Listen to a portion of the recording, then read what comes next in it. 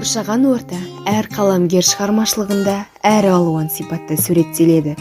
Бір қаламгер оны қылқалам шеберінің полотнаға салған картинасында етіп береді, ал Бөкеевше табиғатқа жан бітіреді.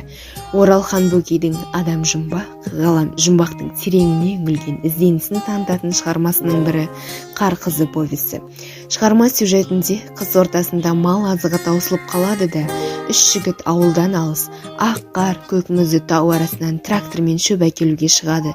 Бір-бірінен айнымайтын тау шоқыларының арасында жолдан адасып, 40 градус суықта қардың тұтқынында қалады. Шөптен бұрын өздерінің үсі бөлу қаупі туады. Сөйтіп өмір мен өлімнің күресі басталады. Міне осы кезде кімнің кім екені танылып, адамға тән жақсылы жаманды әртүрлі қасиеттер ашыла бастайды. Автор мұны бірден жарқыратып жайып тастамай, біртіндеп жеткізіп отырады. Осылайша сюжет кезегімен шым-шытырық жалғаса береді.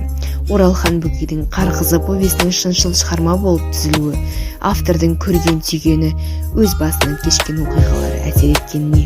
Олай дейтініміз повестегі Нұржан болмыстан авторды айнытпай тануға болады. Егер танығанымыз шын деп сендірсек, осы оқиғаның өз басынан өткендігіне, бір кезде өзінің тракторшы болғанына тірелеміз.